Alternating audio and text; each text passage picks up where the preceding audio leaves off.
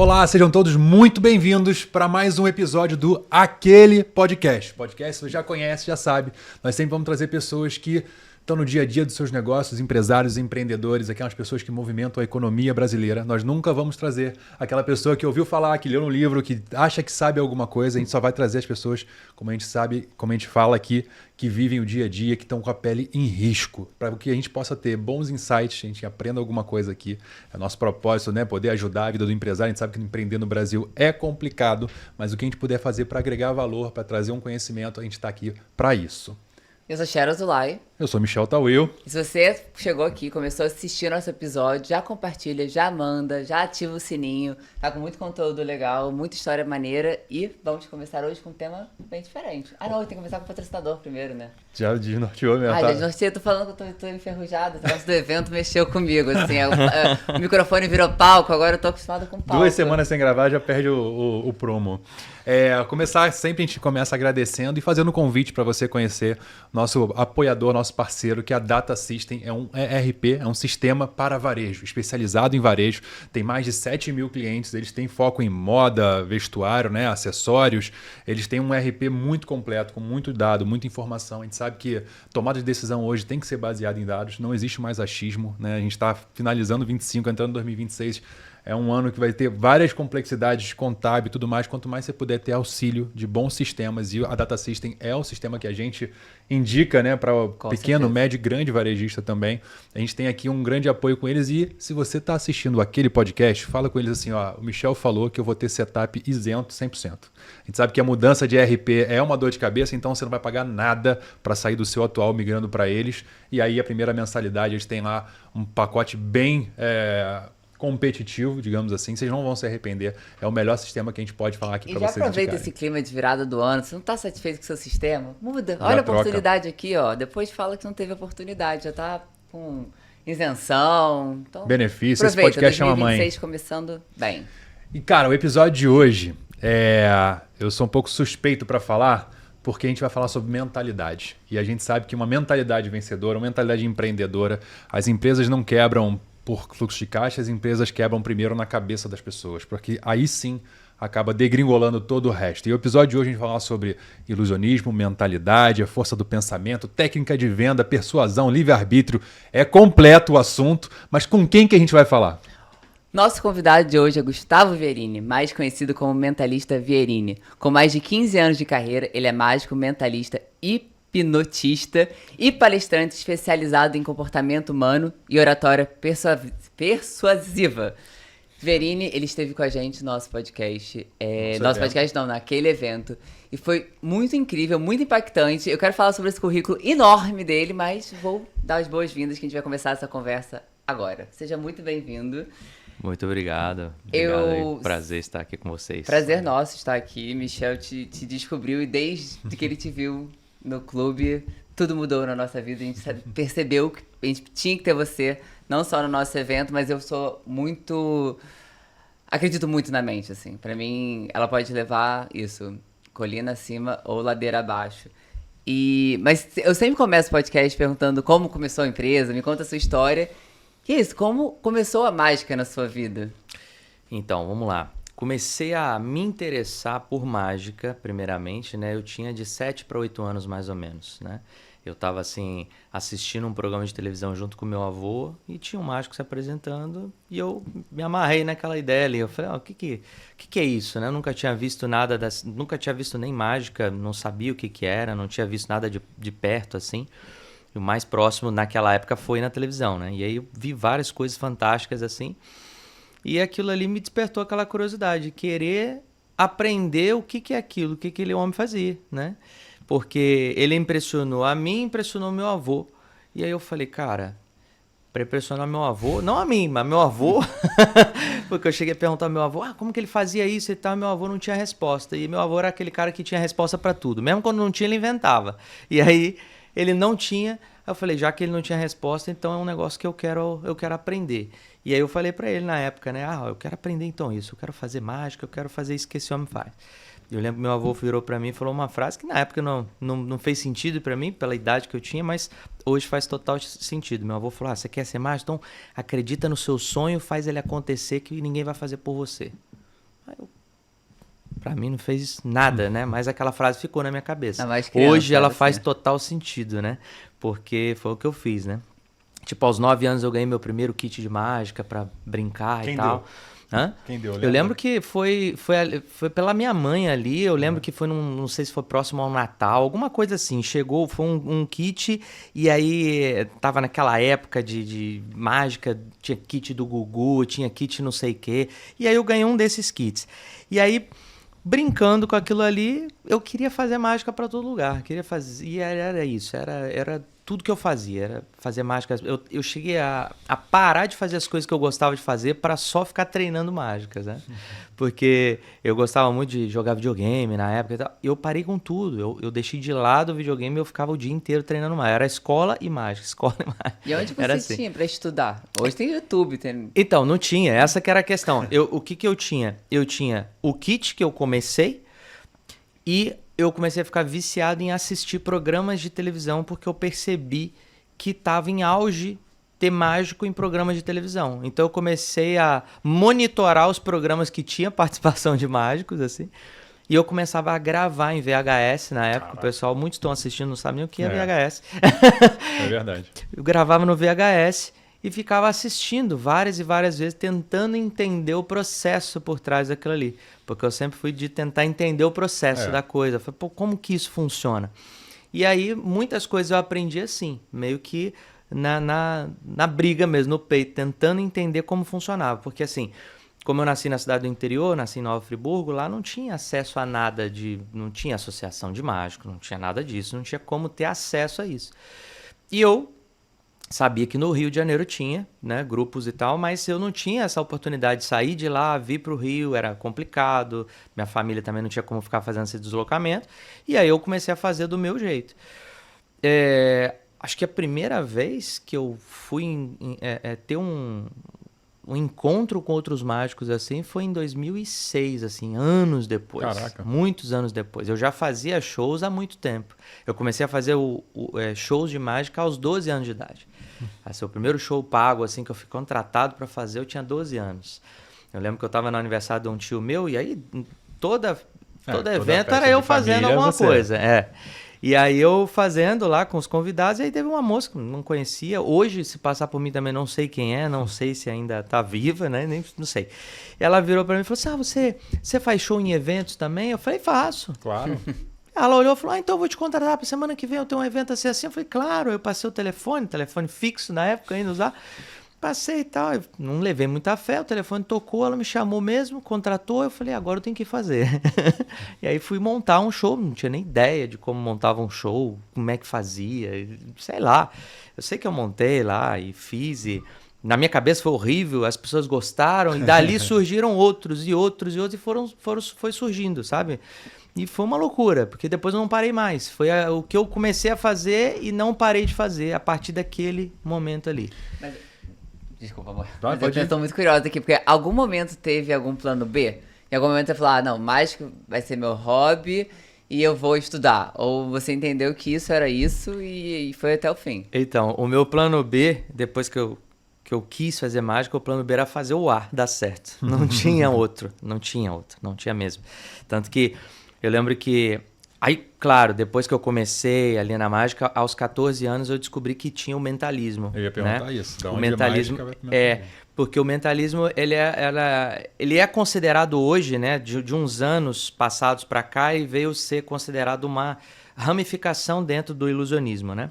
Então a gente tem como se fossem, vamos supor, medicina, e aí você tem o cardiologista, você tem o neuro, né? Sim. E aí é mais ou menos assim como funciona no ilusionismo. Você tem a mágica, o ilusionismo, aí tem o escapismo, tem o mentalismo, tem né, sei lá, a cartomagia, que cada um vai para uma área diferente. E quando eu descobri isso, eu descobri a área da mente, foi a área que mais me interessou, porque tinha coisas assim que eu gostava muito, sempre gostei muito dos mistérios da mente humana, dessa ideia de você reproduzir, que tem poderes reais, né? Não só coisas mágicas de aparecer, desaparecer, mas essa ideia de você poder ser capaz de ler a outra pessoa, entender o que ela pensa, prever ações e coisas.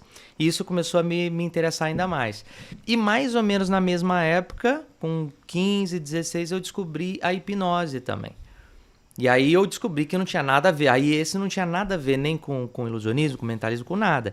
Mas frequentemente as pessoas associavam uma coisa com a outra, principalmente o mentalismo e a hipnose. E aí eu comecei a estudar hipnose também por conta própria. Tudo isso foi meio que como autodidata mesmo, assim. No início, eu fui... Não tinha Harry Potter ainda com uma escola de mágica, Não tinha. Eu fui passando de uma coisa por dentro da outra e aprendendo um pouco de cada coisa. A hipnose foi um troço muito louco, porque eu vi um famoso hipnólogo, né? O Fábio Puentes, né? Que é Bem dormido. Bem dormido. Eu tinha 15 para 16 anos. E eu gravei aquela apresentação. Decorei todo o script que ele falava e tinha que ficar prestando muita atenção, porque primeiro o idioma, né? E ele falava meio enrolado, e segundo, ele falava muito baixo. E eu simplesmente decorei aquele script e fui testar em alguém para ver o que acontecia. E a pessoa entrou em hipnose. Aí, caraca! Aí eu fiquei apavorado 2 vezes, né? E agora como é que tira? Primeiro eu tiro agora. Primeiro por ter conseguido, depois o que eu faço? É só estalar o dedo? Exato. Mas deu tudo certo e tal. Ela voltou. Mas eu, quando fazia as coisas e eu dava as sugestões e as coisas aconteciam, eu ficava meio impressionado com aquilo, né? Porque eu não sabia o porquê que estava funcionando. Eu sabia que funcionava, mas por que funcionava eu não tinha a menor ideia. Sabia o que, mas não sabia o como. Exato. E aí eu continuei fazendo isso por muito tempo, unindo mágica, mentalismo, hipnose e tal, e fui fazendo não só shows, né? Depois, muito lá na frente, eu resolvi estudar a sério, vamos dizer assim, a parte da hipnose, da hipnoterapia, entender como ela funcionava mesmo, por exemplo, numa questão de terapia, se você quisesse ajudar a pessoa de alguma forma, exato. E aí eu fui estudar psicologia, aí entrei num curso, me formei hipnoterapeuta mesmo, e aí comecei a trabalhar com isso também paralelamente, né? Comecei a querer trazer, por quê? Porque me formei aqui no Instituto Brasileiro de Hipnose Aplicada, aqui do Rio, e dentro da hipnose, você tem essa parte terapêutica. E dentro da parte terapêutica não tinha muito a utilização de técnicas rápidas e instantâneas de hipnose. Geralmente eu utilizava, sei lá, um script, uma forma de hipnotizar que você levava ali, sei lá, de repente 10, 15, 20 minutos, às vezes até mais, para colocar a pessoa num estado para você começar a parte de terapia, né? E com a técnica que eu usava era muito mais rápido. Isso reduzia para, sei lá, às vezes 2, 3 minutos, 5 minutos estourando. Você colocava no mesmo estado aquela...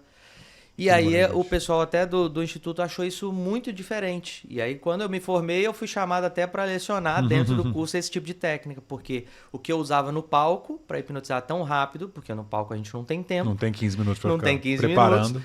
Eu peguei e apliquei isso dentro do set terapêutico. E funcionou muito, e aí eu comecei a ensinar isso para os terapeutas também, para médicos, para dentistas, para psicólogos, né, esse tipo de técnica.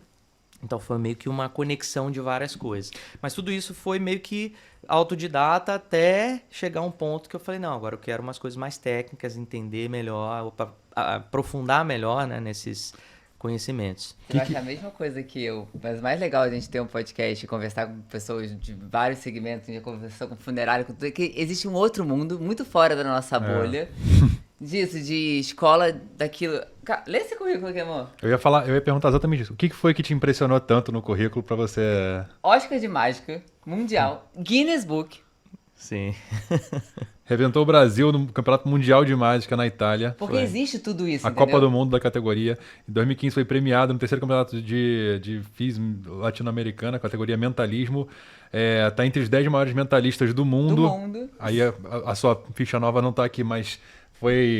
tem um vídeo dele, do Silvio Santos, falando que se você for fazer algum evento sobre mentalismo, sobre mágica, sobre ilusionismo, você tem que ter o Vierini. Teve no Ratinho, semana retrasada também, o Ratinho fica impressionado. E acho que o mais legal é isso, que a gente começa a beber de outras fontes e vê um outro universo, assim. São cursos, premiações, são vários... Copa do Mundo. Teve presente já em 4 continentes, apresentou em mais de 10 países. Assim, às vezes a gente adentra num mundo que não é o nosso e se surpreende com essa magnitude. E os pontos de contato, né? Depois a gente vai entrar sobre a mentalidade nos negócios. Eu vou dar um passo atrás para a gente falar. É muito legal ouvir a história por vários motivos, eu vou entrar nesse mérito também, mas a Sharon comentou sobre o evento, só que as pessoas que estão assistindo a gente talvez não saibam o que tenha sido o evento. Apesar da gente ter colocado aqui no YouTube já o teaser, a gente subiu a nossa entrevista com o Paulo Camargo, que foi um dos palestrantes do evento. O Vierini também foi um dos palestrantes do evento, né? Só contextualizando rápido, aquele evento, com muita criatividade, é o evento do Aquele Podcast, foi um evento criado comemorativo há 1 ano do nosso podcast. Você que acompanha a gente há algum tempo, alguns meses, ou já tem 1 ano com a gente, sabe que a gente aqui toda semana grava conteúdo, sobe, são sempre empresários, donos dos seus negócios. A gente reuniu 160, 170 pessoas, eram 115 marcas de varejo do Rio de Janeiro. E a gente teve um prazer muito grande de receber todos lá, premiou alguns com o troféu, esse troféu aqui. As pessoas que já tinham participado ao longo do ano receberam um troféu comemorativo, tinha alguns parceiros apoiando a nossa iniciativa e a gente queria fazer algo diferente. A gente não queria fazer mais um evento do mesmo, literalmente tinha que ser aquele evento. E aí quando a gente montou o line-up, montou lá o que seria o dia, a gente não queria, como a Sharon fala, ter faça a sua Black Friday dos sonhos, ou tenha um Natal perfeito, como você faz para vender mais nesse período do ano. A gente sabe que isso é importante, a gente está aqui por causa disso. No final do dia a gente tem que vender mais e gastar menos para poder sobrar mais no nosso bolso. Né? Tinha que dar um Mas gás. a gente queria fazer algo diferente. E aí a gente obviamente trouxe um palestrante falando sobre liderança, sobre o poder de geração de equipes vencedoras. E a gente teve a ideia de trazer o Vierini, e aí eu vou falar o porquê. Antes disso, que a gente fez 20, 30 minutos de palco com ele contando sobre o poder da mente, e a Sharon finaliza falando sobre, literalmente, o empresário brasileiro tem que poder da mente, às vezes, fazer um pouco de mágica. E o mais legal é que o que ele fez no palco foi incrível. A gente sabe que a gente, no dia de hoje, não prestar atenção no nosso WhatsApp, no nosso celular, não conversar do lado. No meio para o final do espetáculo não tinha ninguém disperso. Tava todo mundo olhando para frente. Tava todo mundo observando o que o Vierini estava fazendo. Tava todo mundo curioso, de boca aberta. Os mais céticos que achavam que já estavam sabendo, eu sei como é que ele faz aquilo. Teve uma hora que falou assim, cara, isso aqui é diferente. Isso aqui realmente eu não sei o que está acontecendo.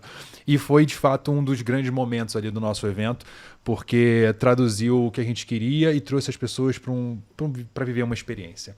E antes, né, por que a gente teve o Vierini conosco lá?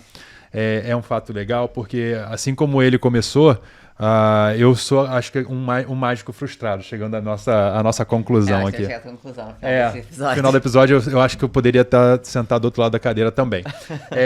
Porque os nossos filhos, o Aaron e a Ayla, eles têm certeza que eu sou mágico em casa e que o meu hobby é vender biquíni. Eles acham que é essa a vertente. E eu, quando tinha 9, 10 anos, eu fazia show de mágica em casa e eu cobrava ingresso das visitas. Então tinha Natal lá em casa, eu vendia o ingresso do show e eu me apresentava no meu quarto com mágica, tinha ajudante, tinha tudo. Isso era bem legal. Até hoje curto muito. Quando eu assisto algo... Como é que a gente se conheceu, né? A gente faz parte de um clube, era acho que Dia das Crianças, o Vierini nem comentou comigo, falou, cara, eu nem ia fazer esse evento, porque não é a pegada, não é o que eu curto, mas a pessoa insistiu que eu fosse. Falei, tá bom, vou lá, mas vou fazer um show adaptado, não é o que eu faço. E era Dia das Crianças lá no clube. Quando ele viu a programação horária do show de mágica, ele falou, eu fui Vierini e tal, mentalista, mágico, ilusionista. Falei, pô, vou pra lá. Todos os pais estavam conversando no restaurante. Falei, gente, dá licença que eu vou. Pô, tu vai lá, pô, que isso, fica aqui com a gente, não, eu vou lá. E aí tinham, sei lá, X crianças, 1/3 de adulto, 1/5 de adulto. E ele começou a se apresentar. Cara, isso é maneiro, mas a criança não vai entender isso. Isso é muito foda.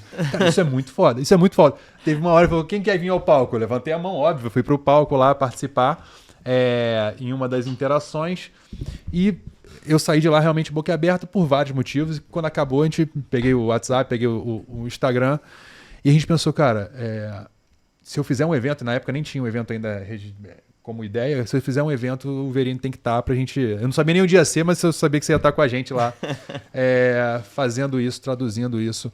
Porque depois a gente foi conhecer, e aí você comentou sobre alguns tipos de trabalho. O Entre Mentes, que a gente também fez lá no espetáculo, né, no show, sim. Que no evento, que é você entre as pessoas, né, fazendo a inserção durante o evento, depois o palco, e também tem uma palestra que é muito focada para persuasão, venda, equipe de venda, gerência, liderança, que é um outro viés que a gente vai abordar aqui hoje. Entrando no mérito de falar sobre empreendedorismo, negócio, gestão, você postou na semana retrasada sobre livre-arbítrio ou não, sobre o consciente, o subconsciente. Enveredando para esse lado do empresário, o que você acredita ser um diferencial quando você vai falar para uma equipe de vendas sobre o poder da mente, o poder de persuasão, persuasão? Como é que você faz uma introdução sobre esse assunto? O que você acha que é um diferencial quando a gente vai entrar nesse tema também? Eu acredito o seguinte, eu fiz recentemente até para uma empresa, uma grande empresa aí do ramo de alimentício, sobre uma palestra sobre vendas, né? E eu sempre falo que as minhas palestras, elas têm um mote diferente, que é o principal é o poder da mente, né? E a gente encaixa em diferentes temáticas, né? Nesse caso a gente falou sobre vendas, mas a gente fala sobre o que você falou, liderança, outros casos. E quando a gente fala sobre vendas, eu falo sobre vendas hipnóticas, vamos dizer assim. Porque é uma forma diferente de você abordar a parte de vendas, né? Porque quando você fala sobre vendas, as pessoas ficam esperando que vão aprender um processo de vendas, técnica, alguma coisa. E muitas vezes você não precisa de um processo novo de vendas. Você precisa entender o que é a venda, em que momento ela acontece ou como ela acontece. Porque tem gente que às vezes pensa assim, o melhor vendedor é aquele que fala bem. Aquele que se expressa melhor, é aquele que tem aquela... A lábia, né? A gente chama de lábia aqui. Aquele falastrão, aquele que tem a lábia e tal. E não é. Porque a venda ela não tem a ver com o cara ser extrovertido, com o cara ser bom de venda. Igual a pessoa fala assim, tem muita gente que acha que venda, o cara, ele nasceu para isso. Esse cara nasceu para venda, ele tem o dom. Essa é uma coisa que eu ouço muito. Não, o cara para vender tem que ter o dom. E eu achava isso, Michel. Eu achava que tinha que ter o dom. Há um tempo atrás, não era eu que fazia os atendimentos, por exemplo. Eu cheguei a trabalhar eu cheguei a começar a fazer os atendimentos, aí eu achava que eu não era bom de venda, e aí eu botei pessoas para vender, e as pessoas vendiam pior que eu. Aí eu voltei a vender. Pois é. E aí eu voltei a vender. Então, assim, hoje, claro, eu tenho gente que venda, e eu também, muitas vezes, atendo o cliente. Primeiro porque eu gosto de ter essa proximidade com os clientes que eu falo, né? Tem gente que acha assim, não, mas o artista tal não pode falar com... Eu entendo de uma outra forma hoje, e muitos clientes eu atendo, eu faço questão de falar diretamente com o cliente, até porque ninguém melhor do que eu sei o que eu vou fazer no evento dele, né? Então, a gente tem uma equipe, mas em determinado momento eu acho que tem que tomar a frente e fazer algumas coisas. E aí eu entendi que eu precisava aprender melhor a técnica de venda. E não que eu precisava, o que eu não era um bom vendedor. E aí eu descobri isso, que várias pessoas que se intitulam bons vendedores, na verdade, eles aprenderam um padrão de vendas e eles vão lá e replicam esse padrão e algumas vezes funciona, outras não. Quando não funciona, às vezes bota a culpa no cliente, né? Ou ele não está bem o suficiente com a técnica, está bom na técnica o suficiente e ele acha que ele não é um bom vendedor. E quando, às vezes, ele replica de forma natural, ele acha que tem o dom. Mas, na verdade, vendas não é dom e é técnica. Então, se você aprende o script, você aprende a técnica, você faz a venda de forma direta e tranquila. Você não precisa enfeitar o pavão, não precisa fazer um monte de coisa. E uma das coisas que eu falo muito é que ninguém percebe, mas primeiro venda você começa se conectando com o outro do outro lado. É coisa de sinergia, é coisa de conexão. Tem gente que acha que é viagem na maionese. Fala, falou de energia, sinergia, conexão, tá viajando. Não, não é. Se você não... Tem aquela coisa que todo mundo fala isso. Chega num evento, chega num lugar, fala assim, não fui com meu santo não bateu com fulano. Ou então o ambiente não tá... Isso é coisa de energia, de conexão. Você não está se conectando com as pessoas, você não está se conectando com o ambiente. Se você não se conectar com quem você está para vender algo... Você vai fazer uma venda, não se conectou com essa pessoa, esquece, essa pessoa não vai sentir que confiança, não vai sentir aberta, não vai falar o que precisa falar. E muito vendedor que acha que é vendedor, que não é o verdadeiro vendedor, ele acha que ele tem que falar muito, que ele tem que mostrar que o meu produto faz isso, faz aquilo outro, não sei o quê. Muitas das vendas que eu faço dentro da empresa, por exemplo, que eu vou vender uma palestra, uma coisa, eu faço uma reunião, eu fico meia hora em silêncio. Eu falo 5, 10 minutos no máximo e fecho a venda. Pô, mas você não falou nada? Eu falo, não, mas eu não preciso falar muita coisa. Eu preciso falar o que é o suficiente, o que o cliente precisa ouvir, o que ele precisa para o evento dele, o que ele precisa para a palestra que eu vou ministrar para ele.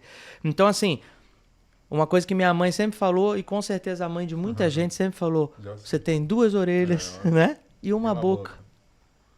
Ouve mais, fala menos, fala só o suficiente. Você, na hora que você for falar, vai ser cirúrgico. Você vai falar o que o cliente precisa ouvir. Você vai falar o que ele precisa para a empresa dele. Às vezes você fala lá, meu produto, sei lá, um vendedor de carro. Olha, esse carro faz isso, faz aquilo, faz aquilo outro. Você precisa tem de um isso, carro. tem aquilo outro. Você não falou aquilo que ele quer ouvir. Ele vai olhar, não é esse ainda. Mas não é que não é esse. Às vezes o carro tem aquilo que ele quer.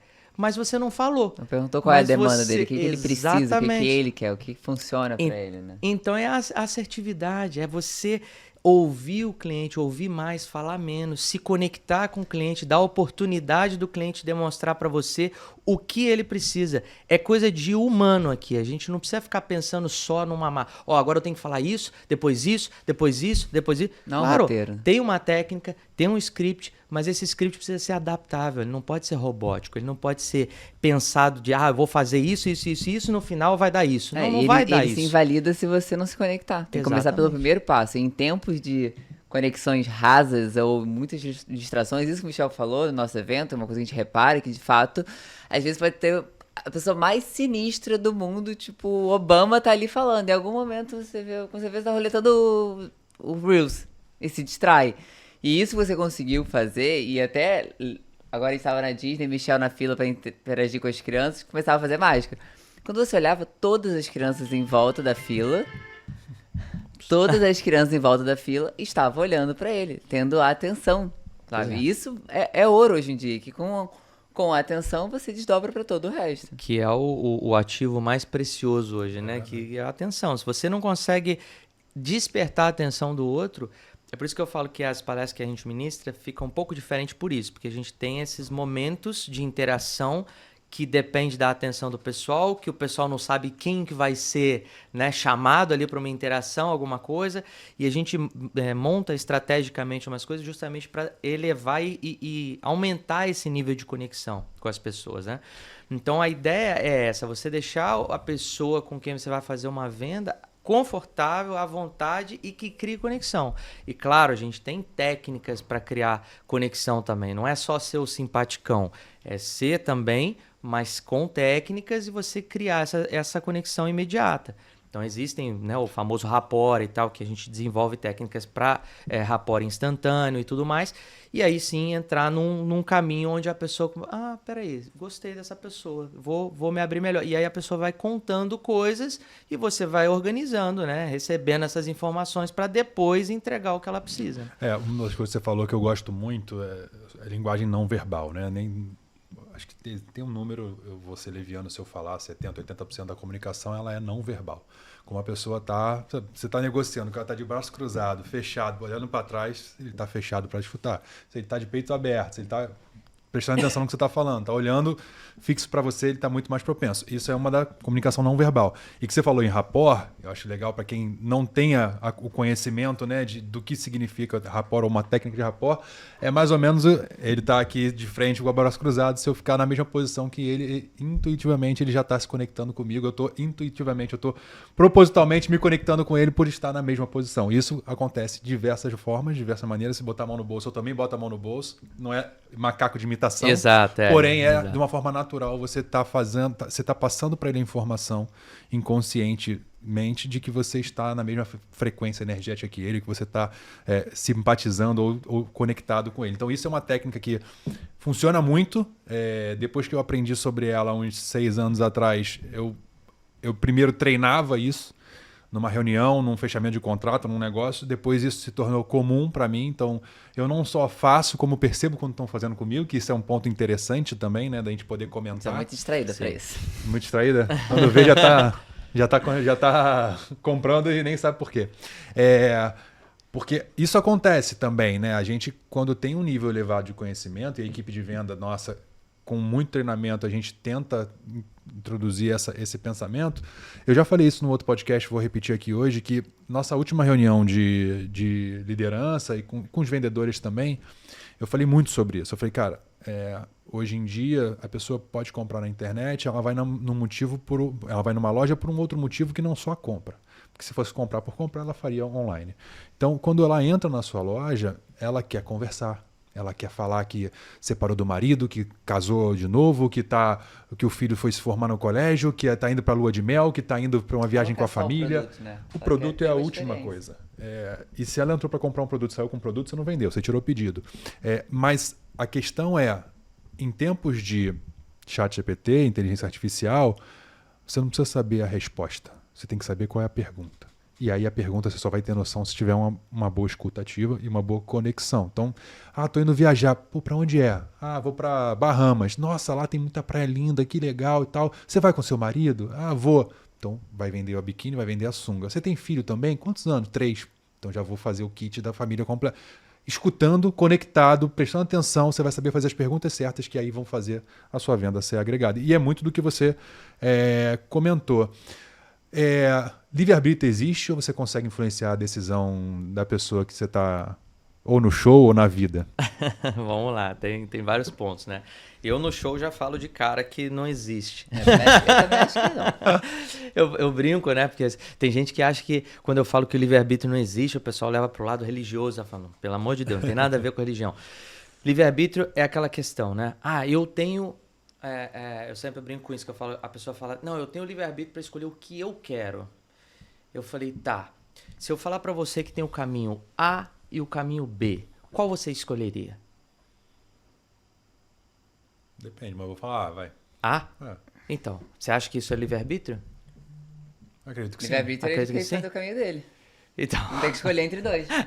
exatamente. Já acabou o livre-arbítrio. Já acabou o livre-arbítrio no momento que te impõe que você tem A e ou o B. outro. Ou A ou B. Ou A, o B e o C, né? Então eu sempre falo isso, só aí você já foi influenciado a ter somente 2 caminhos. Você foi influenciado a escolher ou um ou o outro, entende? Uhum. E aí eu brinco com isso porque quando você está vendendo para alguém, o livre-arbítrio do comprador não existe. Você vai mostrar as opções para ele. É igual quando está em casa, pode brincar isso em casa com as crianças, por exemplo, né? Você, o filho, não quero comer. Eu falo, não, vamos fazer o seguinte, você prefere comer isso aqui ou isso aqui? Isso é direto lá em casa. Ele vai Você comer. escolhe. Você escolhe. A decisão é sua. A decisão é sua. Não é, mas entendeu? Uhum. Então você está empurrando ou uma coisa ou outra. Não empurrando no sentido de forçando, né, alguém. Só parece que tudo sim. Induzindo. Parece que é mas é um induzido pré-caminho. negócio, mas é um caminho desenhado. Sugerido. Sugerido, vamos usar que é mais leve, né? Um sugerido. Então, eu acredito nisso. Eu acredito que você consegue moldar as realidades. Você consegue moldar o que chamam de livre-arbítrio, né? Então, a pessoa vai ter uma decisão final, mas, na verdade, você desenhou de uma forma que, independente das duas opções, é benéfico para você. Por exemplo, se está fazendo uma venda, por exemplo, né? Tanto que você vê aí propostas, né? Melhores vendedores, você vai ver propostas e portfólio e tudo mais.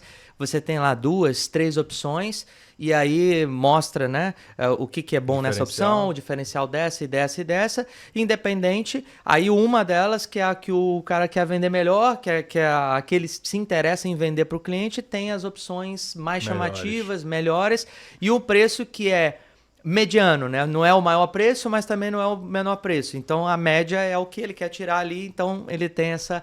Então, assim, tudo pode ser, entre aspas, manipulado para você conseguir influenciar no final. A gente vê isso muito hoje. Sim. Desde as influenciadoras, a questão política, a questão da polarização toda que a gente vive, é a narrativa que vai ali desenhando e vai moldando. A gente vive na era do algoritmo. O algoritmo é o ritmo de algo e é o ritmo de algo imputado na nossa mente através da rede social, da internet como um todo. Tem uma máxima que diz também que com 10 curtidas o algoritmo já te conhece melhor do que a sua mãe, com 100 curtidas já te conhece melhor do que a sua esposa ou seu marido, e com 500 curtidas conhece você melhor do que você mesmo. Ele já predispõe a saber o que você vai querer baseado no seu comportamento e no seu consumo. Tanto é que você volta e meia, tá? É óbvio que eles escutam e colocam lá, pensei em milagres. vai aparecer um post aqui, Viagem para Milagres, isso eles escutam e repassam, mas o fato é que eles sabem a nossa propensão de compra muito maior e nos oferecem aquilo que a gente está muito mais induzido a comprar através de não existir o livre-arbítrio e existir ali tipo assim, eu o sabia algoritmo. que eu queria aquilo e passo a querer porque o outro falou. E aí isso vai desde o algoritmo até a influenciadora. Tipo, ai, sei lá, nunca quis conhecer, não sei. Começa aquilo, aí fala, também quero, mas é isso. O quanto você quer. Porque é legal também, um repertório novo, passa a conhecer algo, ou pra se sentir pertencente, ou que aquilo vai se tornando algo que tá ali, assim. A gente vê isso muito, nós adultos, crianças, em qualquer situação. Na introdução do nosso evento, você falou sobre consciente e subconsciente. Qual que é a diferença básica de um para o outro? E numa vida do empresário, qual a importância dele ter a consciência sobre consciência e subconsciência? Pois é. Nós temos duas... A gente fala que a minha vertente de estudo, né, da hipnose, eu vou para o lado onde a gente tem 3 mentes, tá? A gente tem a mente consciente, a mente subconsciente e a mente inconsciente.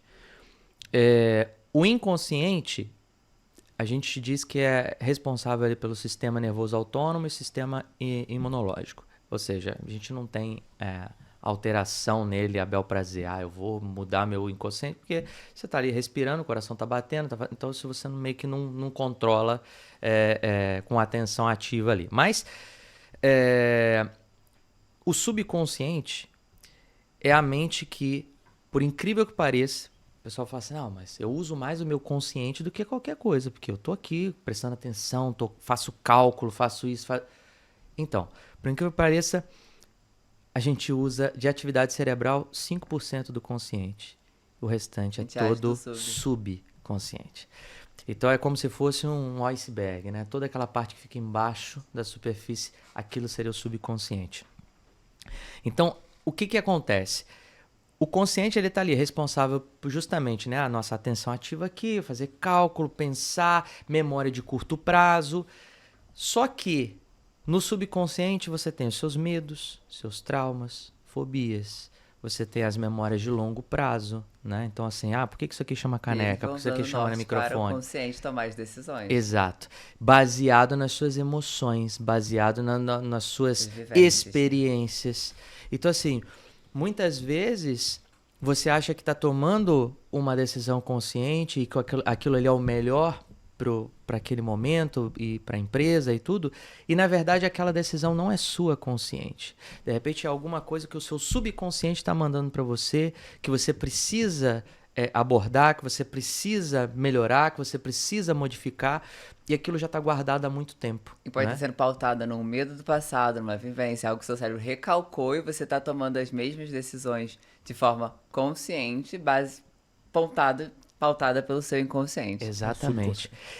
Se você eu só falar uma coisa que uma vez eu atendi um rapaz, na época que eu fazia hipnoterapia, eu atendi um rapaz que ele estava com um problema de ansiedade muito severa, assim.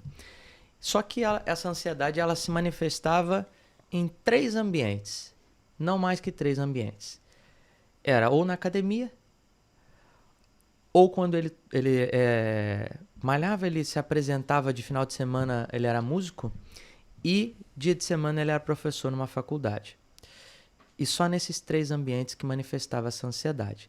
Mas num nível assim absurdo, de gerar mal-estar, meio que mal súbito, taquicardia, sudorese. Chegou um ponto na academia que ele de fato teve um desmaio, teve que o SAMU pegar, buscar ele, levar ele para um... Aí chegou no hospital, fizeram vários exames, porque ele já vinha tendo isso há muito tempo, e por algum motivo ninguém descobriu o que era, e fez todos os exames e não acusava nada. Fez exame neurológico, fez tudo, e não acusava nada. E aí ele veio para mim e tal, descobriu o meu número pela internet.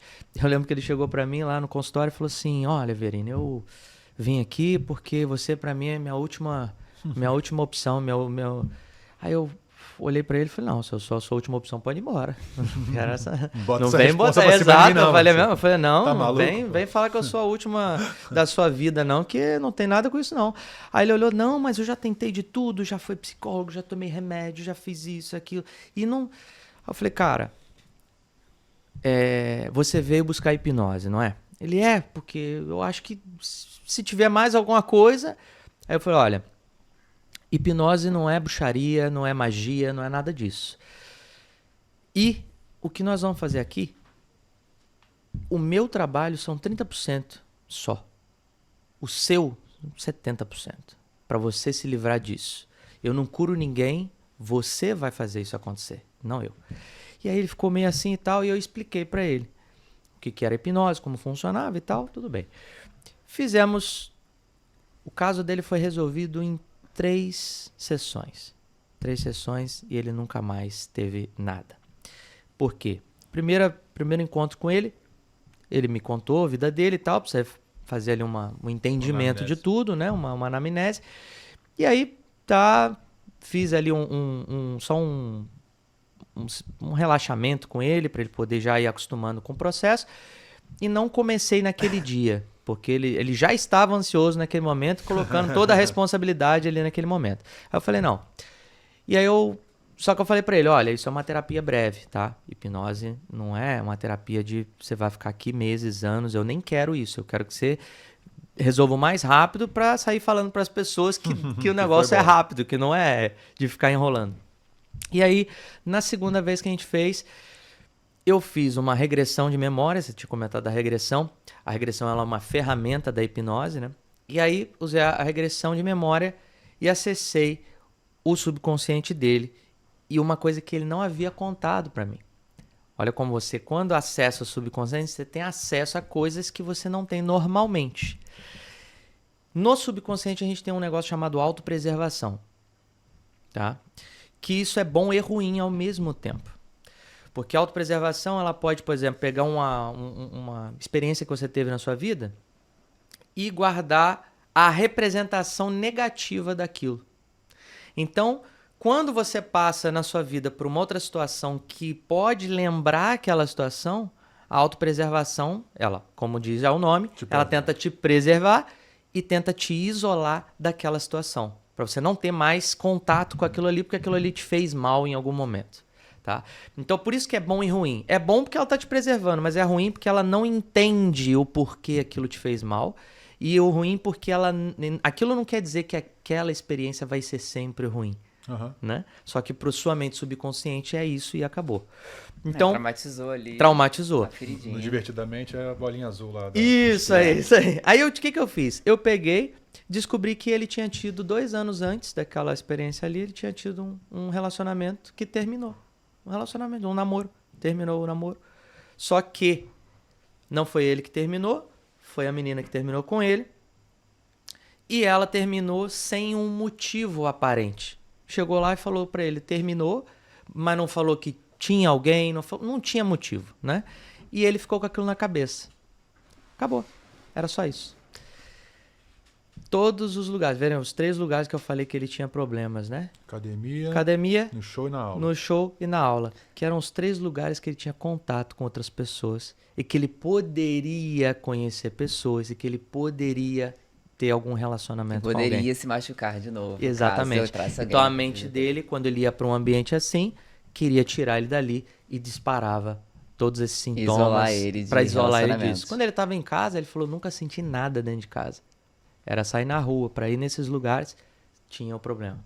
Aí logicamente, a gente fez a regressão, chegou lá nesse ponto, fez a mente dele entender o que era o problema, ressignificamos aquele problema, e aí depois passou, mas passou geral mesmo, porque depois ele veio me procurar por uma outra questão, que não tinha nada a ver com essa, e aí eu falei, mas e aquela questão, né? Fui perguntar. Ele falou, não, já me casei, tô com filho, não sei o quê. Ou seja, olha só que loucura. 2 anos depois ele já estava casado, com criança, com tudo. Então eu falei, é isso aí que a gente está falando. Quando você entende os problemas do seu subconsciente, as experiências que você teve, que você passou, que você vivenciou, e você consegue ressignificar algumas delas que podem estar atrapalhando o seu hoje, isso você já entendendo que você tem o subconsciente, que ele manda mais do que o seu aqui agora, o seu consciente, você já tá na frente, muito na frente. Eu acredito super nisso, assim. Entendeu? Eu tenho até essa tatuagem que é metade no cérebro e no coração, que não é só a razão e a emoção, mas você entender principalmente da onde a emoção tá agindo pela falta da razão, pelo não acesso à razão, assim. E quando o Michel fica brincando que eu tenho uma felicidade tóxica, eu sempre vejo o lado bom das coisas, é porque, de fato, eu tenho o poder de ressignificar o ruim, sempre, pra tudo. Eu posso ter quebrado uma perna e vou falar, cara, que bom que não foram duas. Porque eu acho que é uma forma que você tem, que eu falo, da mentalidade não te derrubar. Porque senão vai ser, ó, céus, ó vida, quebrei uma perna, não posso nunca mais andar. E não, cara, que bom que ainda tem uma pra andar. E é isso que as pessoas se perdem. De olhar o copo mais vazio ou não entender que até na adversidade e principalmente no erro que você tem o aprendizado. E não só pegar, eu errei. E a mentalidade, a gente fala muito isso para as crianças, e o tempo todo a gente está conversando com isso, não é só a razão e a emoção do tipo assim, eu sou emocionada e tenho que ter razão. Não, é entender aonde você está agindo por uma dor guardada. Quando eu virei mãe de uma menina, eu tive que revisitar um buraco negro da minha vida e remexer, porque eu falei assim, cara, essa história não precisa ser a dela. Eu vou ressignificar, através dela, a minha. Ressignificar a mulher na minha vida. E é muito sobre isso, assim, então cuidem da cabeça. Porque ela pode, ó... Com certeza. Com certeza. Desanar tudo. Verini, a gente falou sobre hipnose, sobre ilusionismo, ambos vertentes da mágica, e também ilusionismo, mentalismo e ilusionismo. Eu queria que a gente batesse rapidamente aqui as diferenças de cada um. Você já comentou um pouco sobre eles. Eu gostei do negócio de escapismo. O que é escapismo? O escapismo é o que o Houdini fazia, né? De escapar de algemas, camisa de força e tudo mais. Aí eu tava em outro lugar quando falou de escapismo. O tema da coleção, que é uma coisa de... Não, é só escapar das... É de escapar mesmo. Amarra o cara 600 correntes e tal, dá 1 minuto ele tá do outro lado do palco. A gente viu isso no David Copperfield.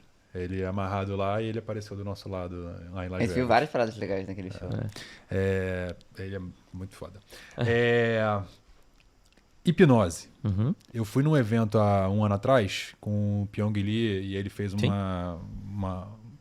Ele começou, como você bem mesmo falou, você não coloca a pessoa no estado de hipnose em segundos, demora um certo tempo. E ele começou fazendo uma das técnicas de fechar a mão para ver se as mãos colam e tal. E as pessoas que estavam com o dedo colado, eles sentiam uma persuasão ali, né? Uma percepção que ele poderia ser já mais facilmente hipnotizado. Eu sou muito cético quanto à hipnose. Não colei o dedo, foi pro palco e eram 3 pessoas que são muito próximas a mim, 2 delas de relacionamento pessoal. Ele viu todo mundo vestido de biquíni, colocou ele para vestir todo mundo de biquíni. A outra viu a sala toda vazia, sem ninguém. E ela perguntava, cadê meu marido? Eu tenho que falar com ele, cadê ele? Ele falou que ia estar aqui e tal. E isso aconteceu a poucos metros de mim. Quando acabou, eu perguntei, você não via ninguém? A esposa do Rafa, a Zaca, falou, cara, não via ninguém. Não via ninguém na sala. E o outro falou, cara, eu via todo mundo de biquíni mesmo, e de sunga e biquíni. Todo mundo de biquíni e sunga. Qualquer pessoa pode ser hipnotizada, até os mais céticos, dependendo do seu estágio, ou só dá para fazer hipnose com aqueles que são realmente mais propensos a isso? Mais abertos. Então, vamos lá.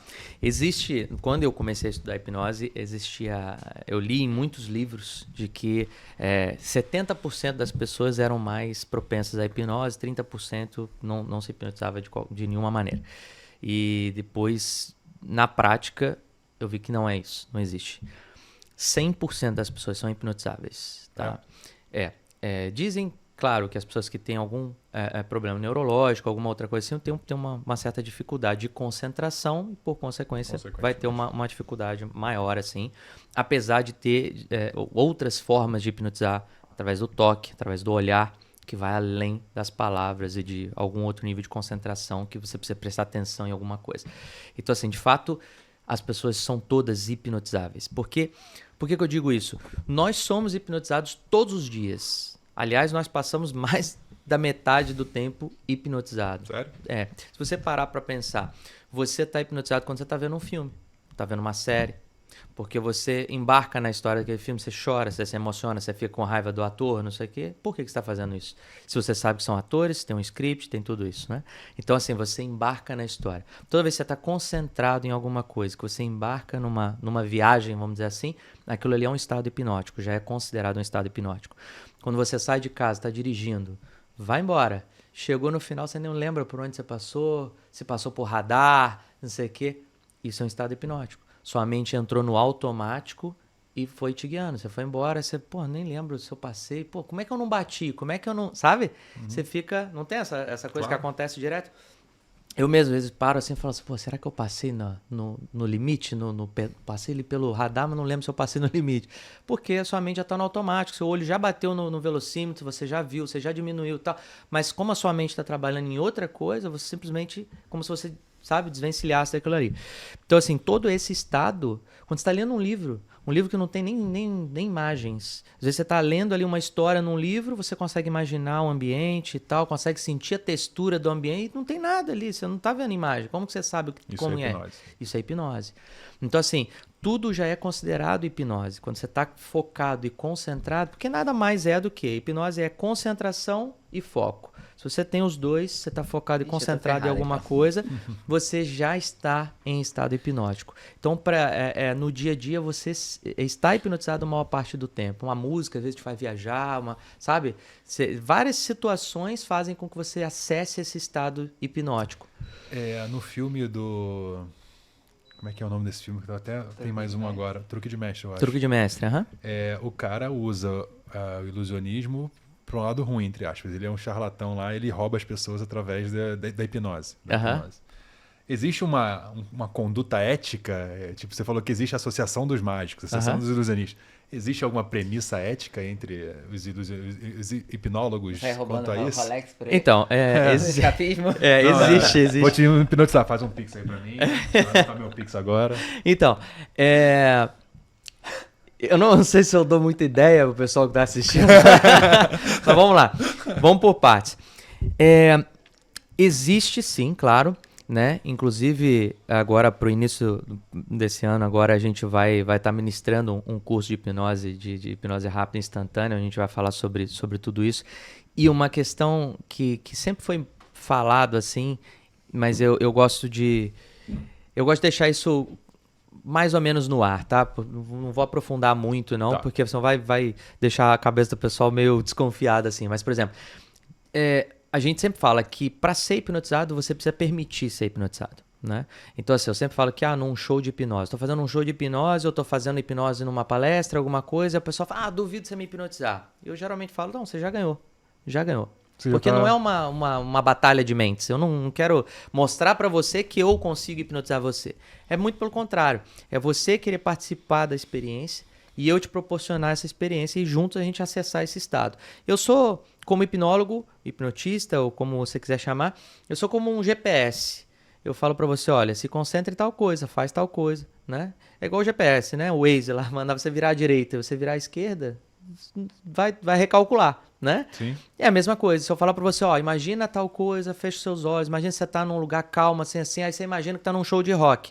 Vamos recalcular, vai demorar mais, entendeu? Então, assim, primeiro ponto, a pessoa se permitir entrar no estado. E aí dizem que quando a pessoa tá nesse estado hipnótico, eu digo dizem porque eu vou pra uma outra vertente, mas as pessoas falam que quem está hipnotizado não faz nada que vai contra os princípios, moral, ética dela própria, né? Ou seja, não posso virar para você, Michel, e falar assim, agora você está completamente hipnotizado, quando eu contar 3, você vai pular de cabeça daqui do 3º andar e tal, lá embaixo. E aí você vai chegar na janela e vai falando, não vou pular, tá louco? Realmente. Agora, o hipnotista habilidoso, ele poderia manipular essa cena.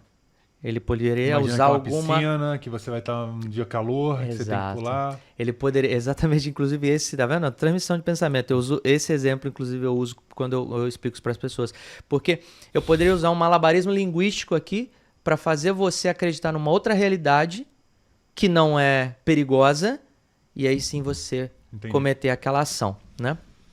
Então, assim, claro, existe uma ética. Eu acredito que as pessoas têm que, se forem buscar um tratamento, por exemplo, com hipnose, tem que buscar uma referência, uma pessoa que seja idônea, né? E quem aprende hipnose, que aprenda e use com muito respeito com a outra pessoa que está sendo hipnotizada, né? Então, eu sempre falo que a hipnose ela é uma ferramenta incrível para autoconhecimento, para você entender como a sua mente funciona e, claro, para ajudar as pessoas também. Então, use com moderação. O ponto alto do evento, você fez dois irmãos se conectarem, se falarem sem estar se falando, né? Falar mentalmente. Sentirem, né? Se sentirem no sentido de conversa. Ela escolheu um número que era designado Paris. Ele ouviu ela falando Paris na cabeça dele de ouvidos tapados. Ela escreveu num papel, quando você perguntou o que você ouviu ela falar, ela falou assim, eu estou pensando em Paris. E ela estava realmente pensando mentalmente, falando, eu estou pensando em Paris. E ela vira Paris. E aí você convida todo mundo a seguir você no Instagram e 40 minutos, 1 hora antes do show, você já tinha colocado a Torre Eiffel falando assim, hoje vai dar Paris. Isso é hipnose, mentalismo, ilusionismo ou mágica? É mentalismo. Esse é um número de mentalismo, né? Que, claro, esse é uma demonstração de como seria assim o ponto mais alto de conexão entre duas pessoas, né? Lógico, existem técnicas ali de mentalismo, ilusionismo, para fazer toda aquela coisa acontecer, né? Do jeito que eu gostaria que acontecesse. Mas tem um pouco de influência, tem um pouco de comunicação não verbal. Então, assim, tem um pouco de tudo naquele ato exatamente, né? Então, por isso que é um ato com multi coisas acontecendo. Por isso foi o ponto alto. Até quando a gente estava antes do seu show lá no nosso evento, eu estava lendo sobre a diferença do ilusionista do mentalista. Que eu entendi que nem sei se eu estou certo ou errado, mas que o ilusionista, ele usa de truques pra chamar a atenção pra cá, pra você mudar ali. E o mentalista é uma coisa mais sobre foco, persuasão e psicologia, assim. Pra te induzir a acreditar no que ele quer que você acredite. Sim. O ilusionismo, né, o ilusionista, a mágica e tal, geralmente utiliza-se de elementos visuais, né? Você vê um objeto desaparecendo, aparecendo em outro lugar, utiliza-se também do que a gente chama de misdirection, que é essa ideia de você orientar a visão do espectador para o lugar que você quer também, né? Essa é uma das coisas. Mas tem uma psicologia por trás também, a mágica, não é feito somente do... Tem gente que fala assim, mas se eu sei o truque, eu já sei tudo. Não sabe. Se você souber o truque, você sabe 10% da coisa. Você não sabe nada. Porque os outros 90% são muitas outras coisas que tem por trás para o ato acontecer inteiro. Né? Se você souber só o segredo, mas ele fez isso aqui, esse movimento de mão aqui. Tá, mas e o restante todo para chegar no efeito final, entende? Então, assim, isso na mágica, né? O mentalismo, ele é uma vertente ali, então a gente também tem o quesito segredo, o quesito método, alguma coisa a mais também. Mas, além disso, a gente tem... também essa parte de persuasão, essa parte de comunicação, essa parte de influência, de algumas outras técnicas que não são tão usuais dentro da mágica tradicional, né? Então, assim, não é unicamente psicologia e tal, lógico, tem também método, assim, por isso que ficou uma coisa confusa. O mentalismo, ele vem de uma época... que hoje, quem vem da mágica hoje acha que é tudo igual. Mentalismo e mágica e ilusionismo é tudo a mesma coisa. Mas, na verdade, não. O mentalismo, ele vem de uma era muito... Ele é tipo primo da mágica em tempos, assim, muito lá atrás. O mentalismo, ele não era chamado mentalismo, ele foi nomeado mentalismo muito tempo depois, né? Mas antes ele até era conhecido como espiritualismo, porque ele vem de uma época antes de Kardec, por exemplo, muito lá atrás, onde as pessoas faziam aquelas famosas sessões espíritas e tudo mais. E aí, nessas sessões, a pessoa ia e acessava um parente de alguém que já tinha falecido, não sei o quê, e fazia toda aquela cena. Aí você me pergunta, mas então, peraí, então era tudo falso? Eram falsos médiums? Não dá para afirmar que todos, mas alguns eram falsos médiums, outros não eram falsos médiums, mas incrementava efeitos de hoje conhecido como mentalismo para potencializar aquela apresentação, ou seja, para fazer aquilo ficar mais real, porque a pessoa podia ver um fenômeno real e em seguida, né, começar a seguir aquela doutrina, alguma coisa assim. Não estou falando do espiritismo nem nada disso, né?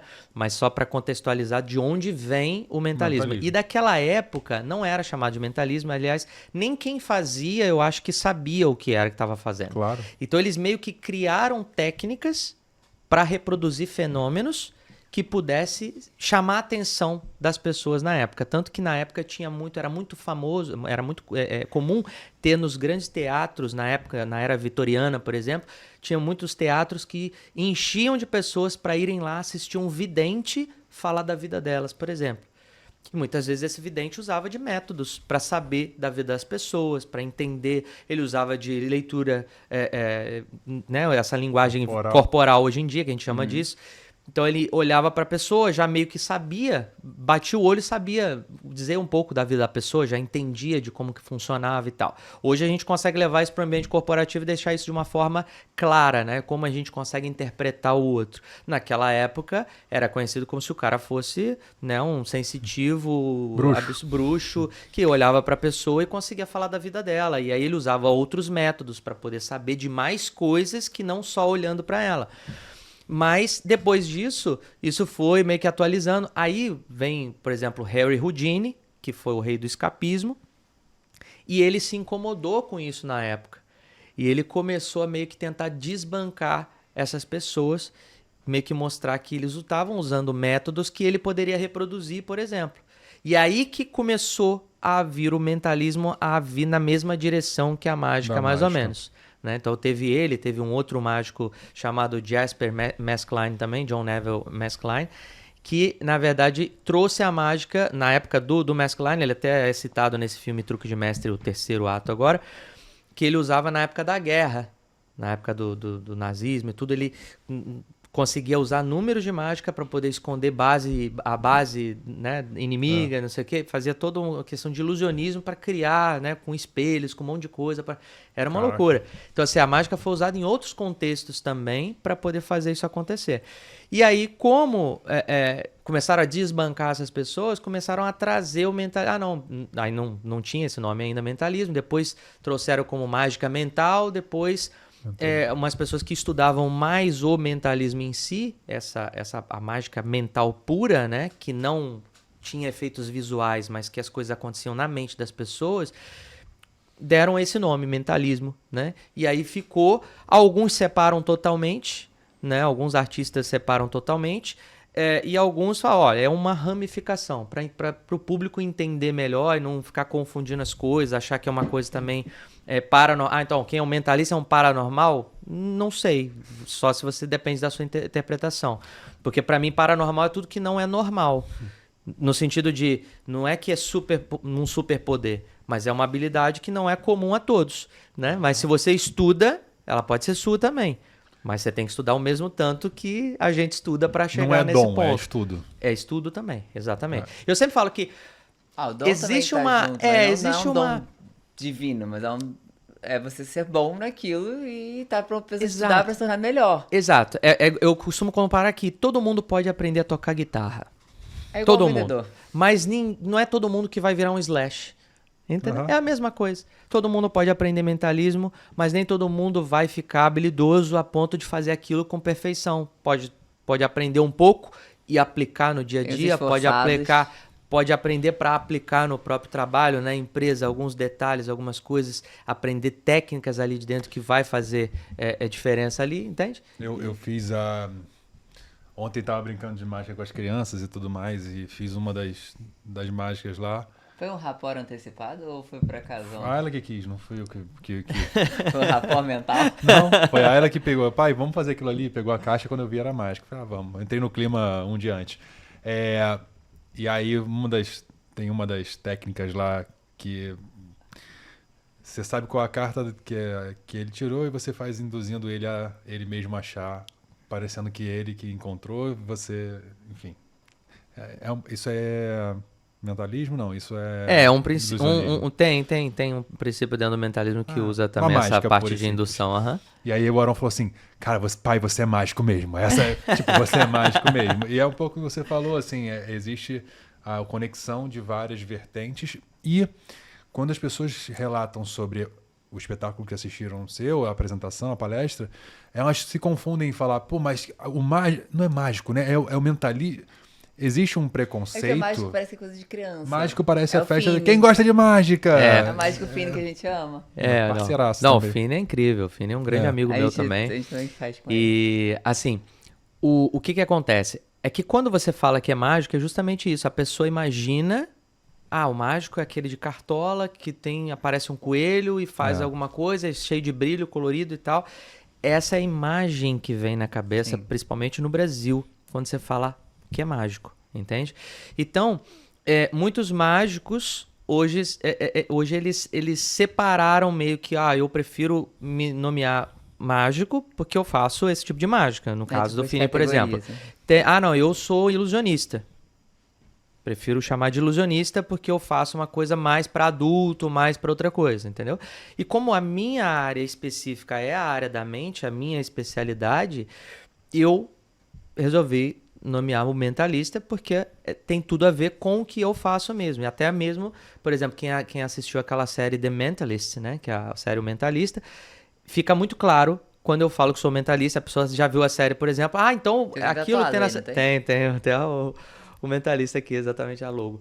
E aí a pessoa já entende, já assimila, então você fala sobre comportamento, não sei o que, hipnose, porque é tudo que o personagem lá, o Patrick e Jane faz, né? Faz a leitura do ambiente, faz a leitura das pessoas, hipnotiza as pessoas, no caso ali, para resolver crimes, né? Claro, o mentalista ele não poderia ajudar em pouca coisa relativa a isso, mas não exatamente do jeito que é na série, porque aquilo ali, lógico, é ficção, mas é mais próximo assim da gente trazida para a realidade daquele jeito ali. O filme Truque de Mestre mostra isso muito claramente também. Você vê que tem ali os 4 cavaleiros e tem um que é especialista em escapismo, tem o outro que é o mentalista, ele lê pensamentos e hipnotiza as pessoas. Basicamente essa é a habilidade que ele tem, né? Então assim, fica muito claro quando você fala que é mentalista o que é, né? Hoje é um pouco mais claro. Antes era muito difícil explicar para as pessoas. Então às vezes eu tenho ainda que dar alguns exemplos, alguma coisa para ficar mais claro, mas é novo ainda. Eu acho que ainda a gente voltando no tema do poder da mente, a gente estava falando sobre toda essa potência que a gente tem dentro da gente, independente de ser especialista ou não, acho que a gente consegue dosar isso. Chegando assim, a gente fala que sempre nessa virada de ano, as pessoas ficam, não, vamos mentalizar coisas boas, vou pular ali as 7 ondinhas, pensando em tudo que eu quero realizar. E eu acredito muito no poder da mente, na atração, força do pensamento, tudo isso. Mas elas mentalizam ali naquelas 7 ondinhas, mas não fazem isso um exercício diário para de fato alcançar. E não é só pensar, mas é agir com a intenção. Dá uma dica aqui para quem na virada do ano. Então, primeiramente você precisa ter clareza, né, daquilo que você quer alcançar. Se aquilo primeiro, é alcançável, né, no sentido de eu estou disposto a me colocar numa posição que eu vou fazer aquilo acontecer, porque não é somente ter pensamento positivo. No sentido... Porque as pessoas acham que pensamento positivo pensei aqui, vou ficar sentadinho aqui, que vai acontecer, vai cair aqui na mesa para mim. Não é assim, né? Você vai pensar positivo, primeiramente, lógico, você tem que acreditar que você pode fazer aquilo, né? E em seguida, montar um plano de ação para fazer aquilo dar certo. Como que eu vou fazer dar certo? Primeiro, põe no papel. O que precisa ser feito para aquilo acontecer?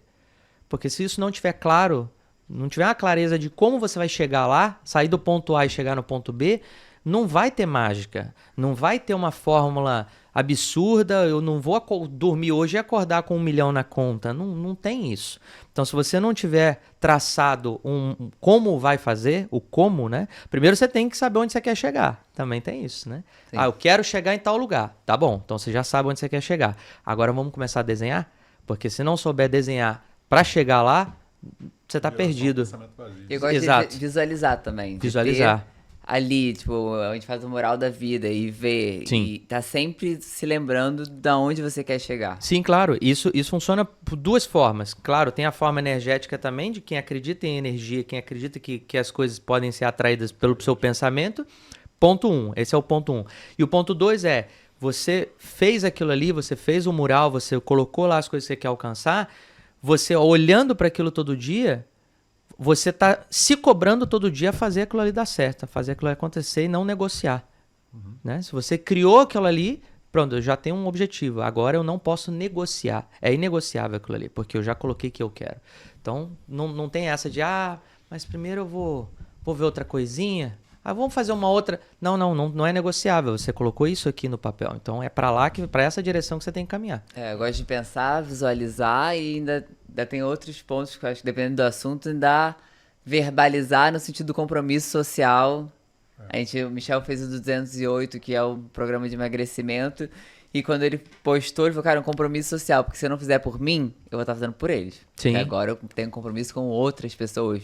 E isso foi muito importante até pra não se perder, assim, porque quando você vê, E além disso, quando você se compromete socialmente, falhar com você mesmo é mais fácil. Tipo, tô em casa, vou comer um brigadeiro, ninguém vai saber e tal, não sei o quê. Ou, hoje eu não vou fazer exercício. É você com você. Quando você se comprometeu com os outros, você fica, vou falhar na frente de todo mundo, né? Eu não vou fazer esse exercício, vai aparecer no final do ano, eu tô mais gordo do que eu tava no início do ano, o nego vai ver, caraca, o cara falhou na frente de todo mundo. Então, Exato. É um compromisso social de você jogar a mochila do outro lado do muro, meu irmão, agora eu tenho que pular para pegar, já tá lá. Então, é um dos desafios que você se propõe a se comprometer para poder realizar. São as ferramentas para alcançar os objetivos, né? Acho que no final é isso. Não é só pular as 7 ondinhas, não é só pedir pra ganhar na Mega Sena, assim, nem pegar a filhinha da lotérica pra jogar, né? Isso. As pessoas, não, mas eu nunca ganhei na Mega Sena. Quantas vezes você já jogou? Não jogo. Fala, então. É tipo que isso. é milagre mesmo. Literalmente. Eu tenho uma pergunta que eu nunca fiz, porque eu nunca conversei com ninguém do segmento. Mr. M é um vilão ou foi um cara que ajudou a propagar mágica pelo mundo? Então, cara, tem dois lados essa história, né? O Mr. M, ele teve o lado de divulgar a arte mágica, assim, de uma forma grandiosa, assim, vamos dizer, né? Porque muita gente que não... A mágica já não... As pessoas não prestavam mais atenção, vamos dizer assim. Começou a prestar atenção por causa daquele programa ali, todo domingo o pessoal estava ali assistindo. Mr. M. E, claro, teve o lado também que ele estragou, vamos dizer assim, o trabalho de algumas pessoas que ainda usavam aquele tipo de mágica que ele apresentava e tal. E eu conheci um mágico em Las Vegas, de Las Vegas, né? Conheci ele, não foi em Las Vegas. Quando eu estive antes no Chile, a gente foi fazer um congresso, né? Desses congressos que ninguém sabe quem não é do mundo da mágica. Mas é um congresso que a gente vai para ministrar conferências, palestras para outros artistas, e aí se apresenta numa gala e tal. É assim que acontece nesses congressos. E teve um em 2011, se não me engano, foi quando eu conheci esse mágico chamado Fernando Kelps, um mágico de Las Vegas, e ele é muito técnico com cartas, né? Ele até trabalhou fazendo croupier para alguns cassinos de Las Vegas e tal, onde, na verdade, ele podia manipular e controlar as cartas. Ninguém sabe disso. Então, o que acontecia? O Fernando, ele contou a história do Mr. M, né, num jantar que a gente teve na noite anterior de começar o evento, e eu fiquei de boca aberta porque eu não conhecia. Eu sabia do que todo mundo sabia, mas não do que ninguém sabia que estava por trás. Então parece que o que acontece? Foi na época da Rede Fox, né, a televisão, que comprou, que inventou, criou o programa. Ele criou o programa lá o Grande Segredo dos Mágicos, Finalmente Revelados, era o nome do programa. Só que eles não tinham uma pessoa para representar o mágico do programa, e começaram por Las Vegas, que era mais fácil de achar mágico em qualquer lugar, e oferecendo do mágico participar do programa e tal. E na verdade, ninguém queria aceitar, ninguém topava. Logicamente. O Fernando foi um dos que foi procurado pela TV Fox e tal. E ele comentou que também não aceitou. Ele falou, não, imagina que eu vou revelar segredos. Não existe isso e tal. Até que chegou no Valentino, que foi o mágico que aceitou, que assinou com eles e tal. E o Valentino era um mágico, dizer assim, tecnicamente até bom, assim, fazia shows em alguns cassinos de lá. Mas claro que perto do que eles ofereceram para ele não ganhava nem no ano, nem talvez em 2 anos de trabalho, sabe? Então, assim, um cara que ganhava, sei lá, $1.000, não sei, $2.000 por semana e tal, eles ofereceram de cara $1 milhão pro cara assinar um contrato para fazer uma série. Era só a primeira série. Que se desse certo, poderia ser renovável. E aí, pô, lógico. Por isso, então, que ele fez um personagem, ele não revelava o rosto. Pra Exato. Só que muita gente já sabia desde o primeiro momento quem era ele. Porque entre eles lá, eles sabiam. Claro, não tinha chegado a informação aqui ainda, mas entre eles lá, todo mundo se conhecia, já sabia que era ele. Tanto que ele recebeu ameaças e tudo mais, ele teve que se mudar. Ele se mudou para mansões, onde só moravam artistas e meio que em Las Vegas, só que fora da strip ali, né, mais afastado assim. E depois a segunda série, renovável, 5 milhões. Mais 5 milhões de dólares. Então assim, o cara... Foi totalmente pela grana.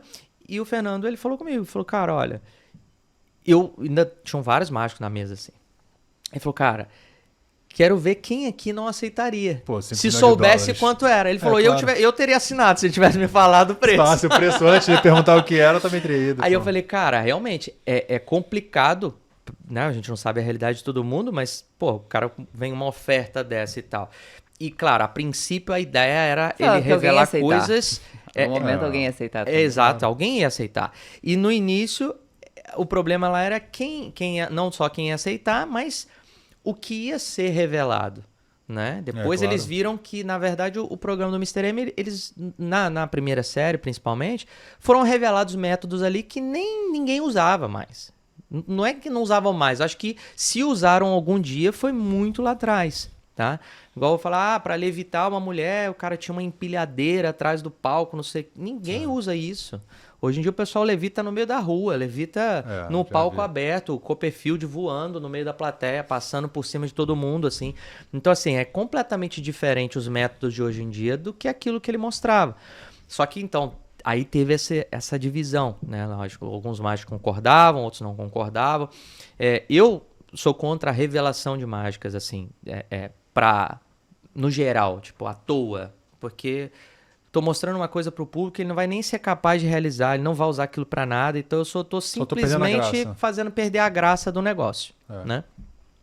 Mas eu entendo, uma parte da minha mente consegue entender que foi benéfico a parte da exposição da mágica em si, de chamar a atenção da mágica de novo. Que eu lembro que nessa época, muita gente queria contratar shows de mágica para o seu evento, porque tinha o Mr. M. Né? Então, o que os mágicos tinham que fazer na época era literalmente fazer coisas diferentes, fazer coisas que iam contra aquilo que ele estava revelando, né? Para mostrar que, olha, o que eu faço não tem nada a ver com aquilo, né? Que a minha família tem uma relação pessoal com o Thomas Grimoire. Eu lembro que na época dessa coisa do Fantástico, teve chamaram ele para fazer um duelo, alguma coisa assim, mas eu acho que... Teve isso sim, isso foi em 2004, se não me engano, um desafio paranormal, né, com até um caçador de paranormais também nos Estados Unidos, que tinha uma fundação, a Fundação James Randi, que meio que queria assinar um contrato com ele para ele provar que tinha de fato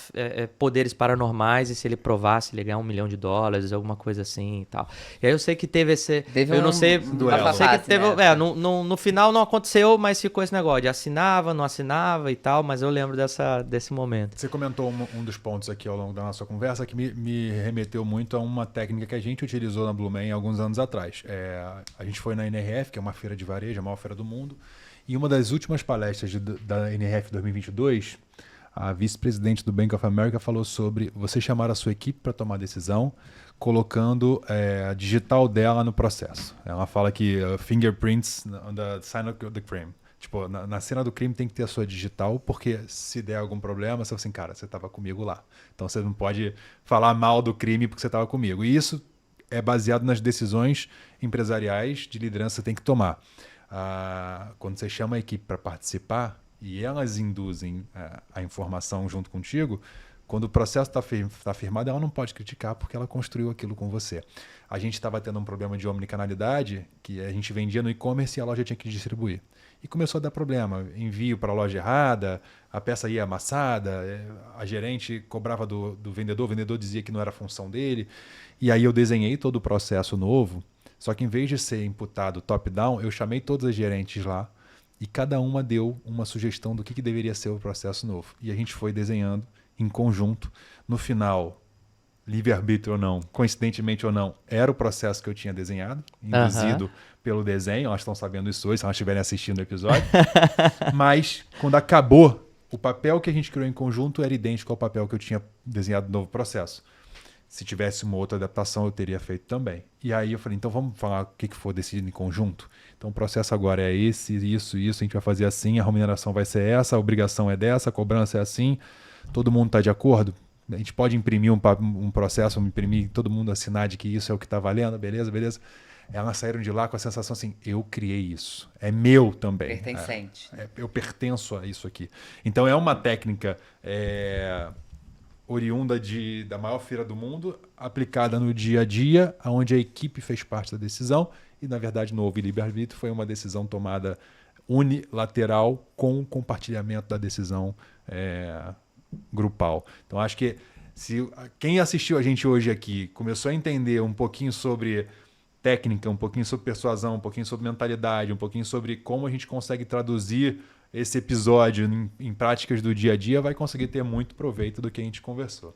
Sim. Tem uma pergunta que eu sempre faço em todos os quase 50 episódios até hoje, e muitas pessoas enveredam para o lado pessoal, outras levam para o lado empresarial, outros levam para o lado de liderança, gestão ou alguma passagem ao longo da vida, que eu falo que aprender com os nossos erros é bom, mas aprender com os erros dos outros é muito mais barato.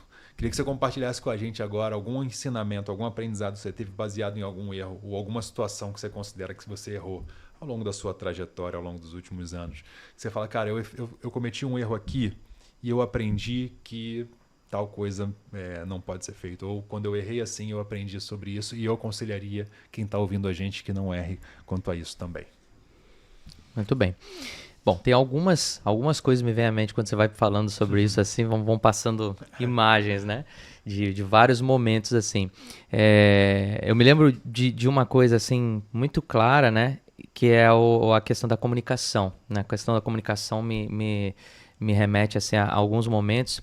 E tem uma historinha que aconteceu comigo lá atrás, quando eu comecei a fazer hipnose, inclusive, quando eu decidi pegar a hipnose e colocar dentro do meu show, né? Porque, primeiro que hoje em dia a hipnose é falada na internet, você vê aí, tem muitos vídeos, muitas coisas, o pessoal sabe o que é e tal, mas imagina quando eu tinha 15 anos e resolvi colocar isso dentro de um show de mágica, né? Tipo, não tinha uma relação direta, as duas coisas, direta.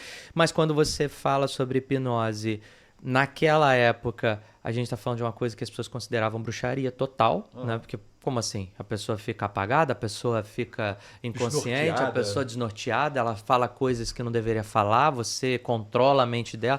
Então era um negócio meio doido. E eu lembro que eu fui fazer isso num hotel. Um hotel que eu já fazia shows sempre. Eu falei, hoje eu vou colocar uma apresentação um quadro de hipnose aqui. Vou botar mais pro final e tal. Vou levando e chega naquele momento ali, eu dou um boom. E aí eu fui com um colega meu e fazendo os primeiros testes, né, da mão colada, não sei o quê. E aí eu fui e falei, quem tiver com a mão colada vem aqui pra frente. Vieram 2 pessoas só e as outras não quiseram sair do lugar, ficaram com medo. Várias pessoas coladas, mas... E aí eu falei, não, tudo bem, quando eu contar 3, o dedo de vocês vai soltar normalmente. Aí 1, 2, 3, pá.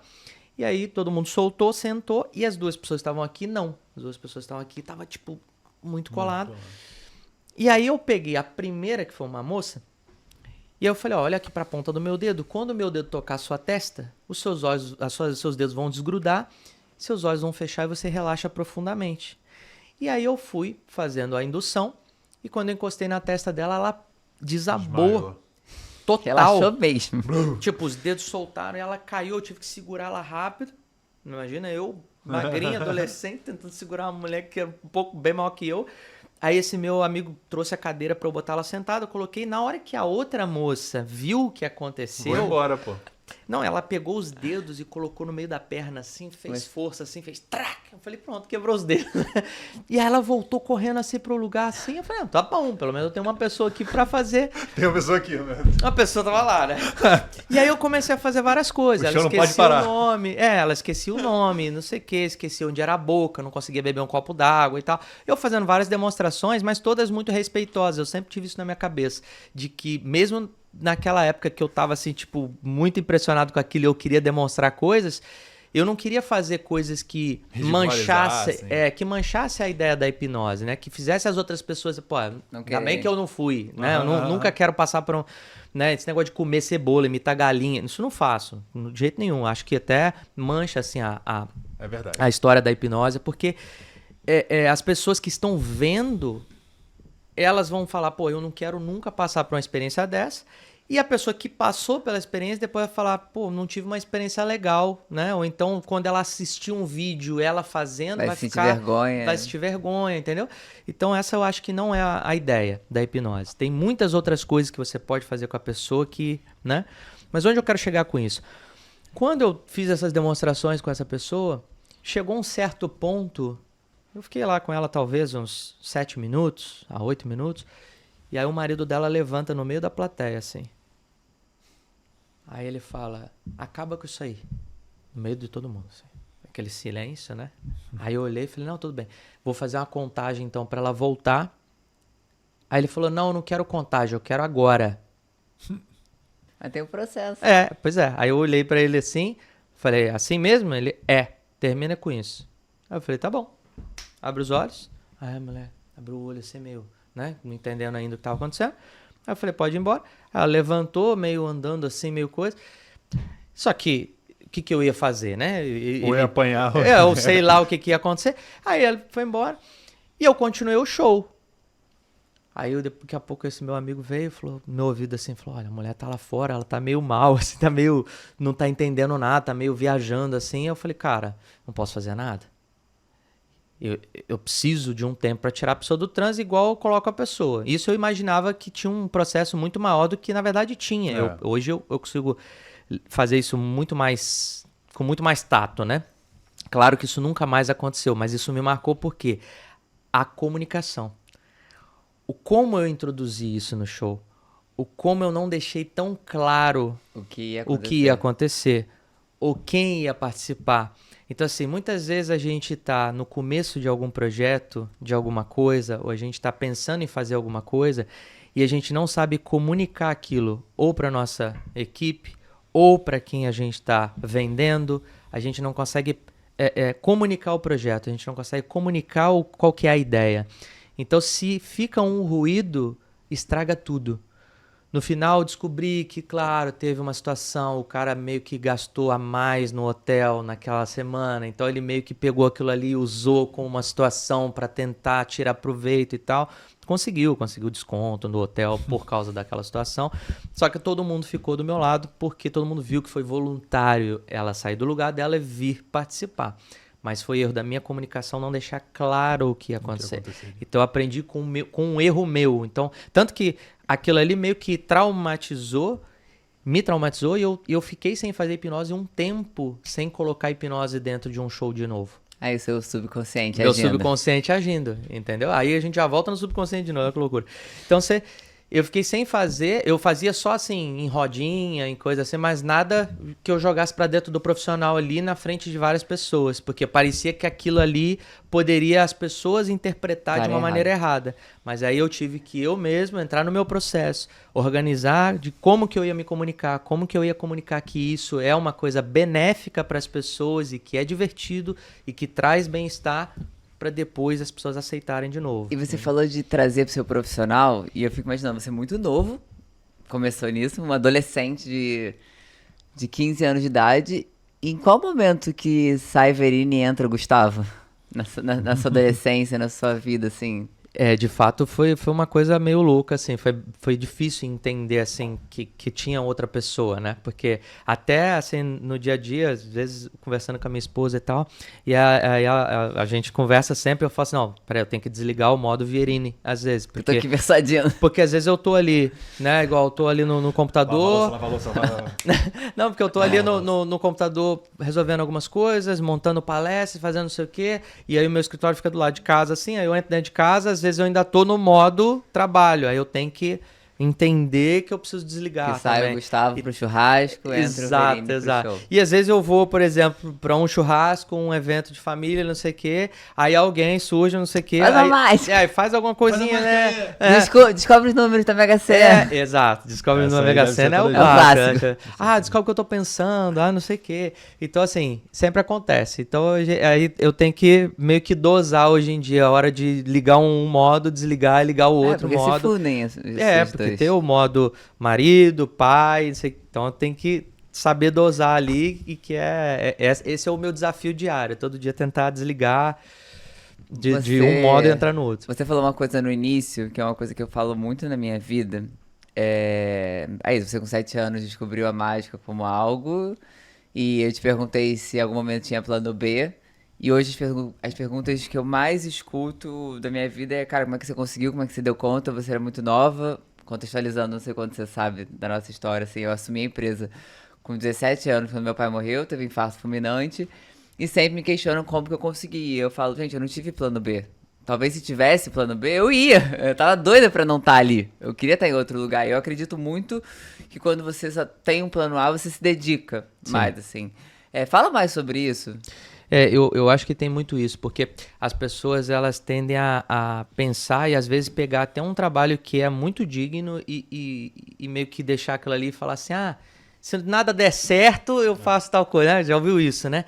Eu falo, não é isso. Você tem que pegar o que você acredita, aquilo que pra você faz sentido e colocar e fazer dar certo. É o seu trabalho fazer dar certo, né? Porque se você pensa que você tem muitas opções ou deixa, não, vou fazer isso aqui como A, isso aqui como B, se não der certo ainda tem mais aquele ali, você não se dedica, você não dá seu 100% para fazer aquilo lá dar certo.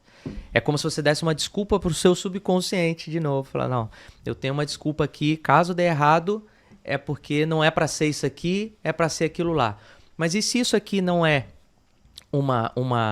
se não é para dar errado, se aquele dar errado no caminho é justamente para você parar e repensar o método ou o como, mas ele vai dar certo, mas você precisa mudar o como no caminho. Talvez seja isso. Talvez seja só uma pedrinha no caminho para você, olha, não é aí ainda, mas vamos ajustar aqui, tá quase. Né? Você às vezes faz várias tentativas de uma coisa até atingir, né? Até furar o teto, até fazer... Por que tem muita gente que desiste já logo de... não, isso aqui é um sinal do universo para eu não... Não era pra eu ir mesmo. Então assim, eu acho que muitas vezes o sinal do universo, na verdade, é a própria desculpa da pessoa para ela não se esforçar um pouquinho mais e fazer acontecer. Então, é como meu avô disse lá atrás, né? Acredita e faz acontecer, porque ninguém vai fazer por você. Então, se você não fizer acontecer, a culpa não é de ninguém. E eu acreditar não só é do basta, universo. né? Exatamente. Nós, como pais, a gente tem uma missão muito grande na educação dos nossos filhos e a gente sempre introduz palavras de afirmação, palavras de confiança, de força. E a gente teve um caso, isso, acharam... eles, volta e meia, queriam alguma coisa, quero não sei o quê, e ela... por algumas vezes lá atrás fala, querer não é poder. Então, tipo assim, você vai entendendo, a criança escuta isso 1, 2, 3, 5, aí um dia eu tava com eles, vira uma crença na cabeça deles, um dia eu tava com eles, falando, eu queria... Aí o Aron falou, papai, querer não é poder. Eu falei, isso aqui a gente tem que adaptar, porque querer é poder, desde que você faça por onde. E aí eu conversei com a Sharon, né, a gente sentou para falar, falei, cara, vamos adaptar isso pra gente mudar. E ela começou a mudar, eu também comecei a imputar esse viés. E hoje as crianças sabem que querer é poder, desde que você construa isso. Querer só não basta, tem que fazer por onde. Isso aí. Então mudou, assim, hoje em dia, eu quero sobremesa. Qualquer coisa que seja, assim, querer só não basta. O que você vai fazer pra chegar lá? Porque querer é poder, contanto que você se esforce para isso. O primeiro passo é o querer, né? Não, eu quero fazer tal coisa. Então, beleza, você já tem o primeiro passo. Agora, como? Porque senão o querer não é poder. Ele podia ajudar a gente aqui com uma temática ótima lá de casa. Da mentalidade do nosso filho. O Aron perde pra ele mesmo o tempo todo. Vamos falar sobre isso depois. Vai ajudar a gente a tutorial da mentalidade, das palavras de poder. Porque o querer não é poder que eu estava mencionando é isso. Às vezes, no futuro, estou num relacionamento, eu queria que não fosse assim, mas querer não é poder. Quero um emprego melhor. Quero ganhar mais. Eu quero poder viajar. mas querer não é poder. Minha mãe sempre falou que querer não é poder. Isso vai limitando na cabeça dele por uma crença instaurada lá atrás. Acho que o que ela quis falar com o Aron perder para ele mesmo é que às vezes ele não quer disputar um futebol, ou ele não quer disputar alguma coisa, porque e se eu perder eu não vou gostar, vou ter um sentimento ruim. Não é só isso. Ele E ele fica vai triste querer- por, sabe, não... Tá, não... O outro time fez gol, Uhum. mas ele não corre atrás da bola. Só que ele já fica naquela, tipo, Pra baixo. não vou conseguir, pra baixo. E é no detalhe, tipo assim, tá bom, pode a água, mas aí eu peguei o copo pra encher ele. Cara, vai acontecer. Mas ele perde pra ele mesmo antes. Ele não vive o processo, assim. Eu falo, cara, e é muito difícil nesse lugar de falar pra ele passar a acreditar nele. Porque ele tende a ver, ele é do tipo que se quebrar o dedinho vai falar, nunca mais eu vou poder usar essa mão. Eu falo, que isso, filho, os outros 9, relaxa, vai dar tudo certo. Mas eu falo, e é uma coisa que é imputada nele, porque a gente de fato tenta sempre trazer uma mentalidade forte, positiva. Mas é difícil. Educar Conversar é em difícil off pra pra gente caramba. pegar essas... Vou até começar a ler mais sobre mentalista. Vai ter o curso ano que vem. Vai ter o curso de hipnose, a gente já tá Mas tem montando ele. introdução, base, pra quem nunca fez Não, nada. então, é pra quem não sabe nada, é pra quem já sabe, é pra todo mundo, porque é um curso assim que ele pega, lógico, desde a introdução, e como eu tenho um método diferente de ensinar a hipnose e de fazer a introdução e de mostrar ali os processos, então, mesmo quem conhece hipnose sempre tem um aproveitamento muito grande desde o início, né? E quem não sabe nada tá aprendendo do zero, então... Online isso. Mas não é a mesma coisa Vai ser presencial, a Presencial. gente pretende gravar também, pretende gravar. Dá pra fazer hipnose online? É AD?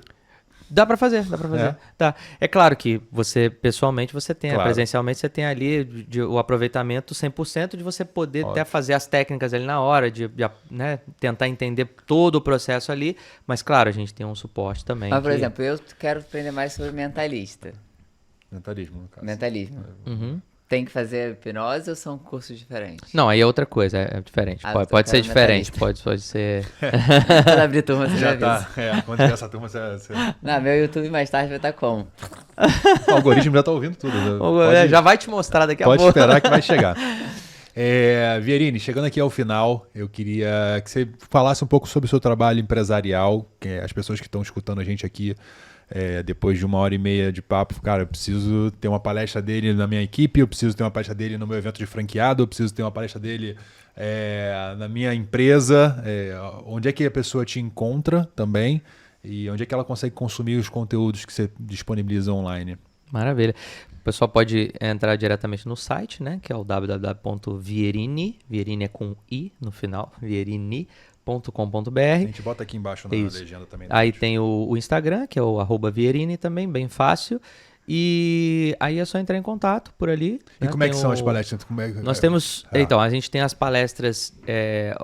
a nossa palestra principal chama o Código da Mente, justamente porque ali a gente fala sobre códigos, sobre como a nossa mente funciona, sobre como manipular situações e coisas. E dentro dela a gente consegue adaptar a diferentes temáticas, né? Então as temáticas que a gente tem feito muito para as empresas hoje em dia é mentalidade, automotivação, né? Que eu sempre falo que eu não falo sobre motivação, mas automotivação, né? Que a gente até comentou aquele dia no evento. Então automotivação, liderança, vendas e comunicação. São os 5 temas principais assim que a gente fala. E, claro, se a empresa tiver alguma outra coisa que a gente consegue conectar ali diretamente com essa ideia do poder da mente, né? Eu sempre falo que a primeira pergunta que eu faço na palestra é: quem acredita no poder da mente, levanta a mão, né? Algumas pessoas não levantam, né? E aí eu falo, e agora quem não acredita? Aí as pessoas levantam a mão, essas que não acreditam, né? Eu falo, pois é. Aí já começa o não entendimento do que é o poder da mente, né? Porque muita gente acha que quando eu falo, quem acredita no poder da mente, pensa que, sei lá, eu sou um X-Men, ou que eu tô dizendo que eu sou alguma coisa que eu não sou. E, na verdade, o poder da mente é o poder de você abrir os olhos de manhã, de você levantar essa caneca aqui, de você fazer tudo que você faz durante o seu dia, você usa a sua mente, senão é o poder dela, né? Então, é esse o verdadeiro poder da mente e não algo fictício. Então, tudo que é conectado diretamente com o comportamento humano, mente humana, a gente consegue adaptar as temáticas e trazer de uma forma leve, descontraída e eficaz para as empresas. Porque a gente vê muitas vezes as empresas contratando vários palestrantes, e tá certo, de forma mais técnica, né, de cada área, mas a minha ideia, a minha palestra, ela é voltada para a área humana, me conectando com aquela parte que vem antes do profissional que está ali. Então, eu me conecto com a mente do vendedor, do comunicador, do líder, né? Então, a gente vai por esse caminho. E foi exatamente isso que a gente buscou, né? Isso, Quando a eu ia gente falar. trouxe justamente... Porque que a gente acredita que a mentalidade... E é muito pessoal. Não é uma mentalidade coletiva, assim. Não é um ensinamento. É você se permitir acessar algo que é seu. E só você pode fazer por você para alcançar os seus sonhos, assim. Então, quando eu falei pro Michel, eu falei, cara, eu acho que não é sobre o Natal dos Sonhos, sobre tem uma Black Friday extraordinária, porque a gente tá lidando com empresários que o que diferencia o empreendedor de quem escolhe a estabilidade, em tese, é ter a cabeça para lidar com tudo isso e ter uma mentalidade inabalável e se manter firme ali, porque ele tem que estar firme por mim, pelos funcionários, por todos, passar essa força adiante para que em momentos ruins. Então eu acredito que tudo isso é muito importante, mas principalmente é individual, é singular. É isso, o depoimento que a gente vai trazer do Igor aqui, você mexeu numa coisa dentro da cabeça dele que não ia. O outro percebeu algo. Então isso eu acho que é o mais incrível. O Igor, contextualizando que é o Igor, que o Igor falou, né? O Igor é o dono do estúdio aqui do Seu Pod, ele falou, cara, ele mandou um áudio no dia seguinte, na verdade, na semana seguinte, falou, cara, pode parecer besteira, mas eu era cético, começou a apresentação do Vierini, eu falei, tá, legal, mágica e tal. Quando ele falou sobre o poder da mente e as coisas que ele fez, eu saí de lá, ele trabalha também com venda de carro, eu saí mentalizando que eu ia vender uma BMW no dia seguinte. Eu mentalizei muito aquilo, eu comecei a mentalizar, a pensar e tal, e repostei o anúncio, fiz por onde, no dia seguinte eu vendi o carro de R$600 mil, baseado no que eu vivenciei no evento. Eu falei, tem que me dar uma comissão pro Vierini também. Mas depois a gente conversa sobre isso aqui no estúdio. Mas ele vai dar. Esse é o depoimento que a Sharon comentou, que é isso. A pessoa, por vezes, ela deixa passar a percepção que a sua mentalização, a visualização, buscar fazer por onde é o energia, grande vibração, diferencial. física quântica. Eu sou dessas. Cara, queria agradecer Obrigado. O bate-papo, a presença. A gente sempre gosta de trazer as pessoas que vivem o dia a dia, como eu falei. Esse episódio é um episódio especial com um cara que a gente... E isso fica de recomendação para quem é empresário. Eu já tive aqui 2, 3 pessoas que falam assim, cara, você pode me passar o contato e tal. Se você vai fazer um evento na sua empresa, se você vai fazer um evento corporativo, se você vai falar com a equipe de venda, se você vai falar com franqueados, se você vai falar... qualquer evento que você vai querer trazer o valor humano, o valor de dar peso ao poder da sua mente, você pode estar certo de que esse é o cara que vai fazer, o objetivo tá completo. Então, a gente ficou muito feliz com o que a gente pôde proporcionar às pessoas no evento. Obrigado por isso também. Obrigado pelo convite de novo. E foi um prazer ter você aqui. Acho que a galera vai curtir também ter escutado sobre isso. Quem chegou até aqui? Siga o nosso canal, siga a gente no Instagram, aquele podcast. Meu Instagram é sharon.zulai. Não era isso não, mas tudo não? bem. É o quê? Quem chegou? Tem desconto! Gente, eu tô muito... Eu perdi o flow. Tem desconto no nosso site também. Tem 10% de desconto em todo o site usando o cupom aquele desconto. Muito bem. A coleção nova tá aí, Black Friday já passou, verão tá chegando, presente Verão de já Natal. chegou. Verão já chegou. Já chegou? É. Então tá, carnaval tá chegando então. Alguma coisa tá chegando. 2 semanas sem gravar, desnorteou aqui a peça. Mas é isso, o convite que fica, siga o Vierini no Instagram, Vierini com I no final. Isso. Siga aquele podcast no YouTube e no Spotify, michel.tawil. Sharon.zulai. Sharon.azulay. Acompanha a gente toda terça-feira, meio-dia, episódio novo no ar. Com certeza a gente tem muita coisa legal, como eu sempre falo, a gente está aqui de graça, você não paga nada para seguir a gente, não paga nada para seguir o Vierini, pode seguir, pode compartilhar e a gente está sempre trazendo boas ideias, então esse é o mínimo que a gente cobra de você, dessa atenção também. Engajem com a gente. Engaje com a gente. Vierini, muito obrigado. Obrigado. Tamo junto. Obrigado, Cher. Valeu!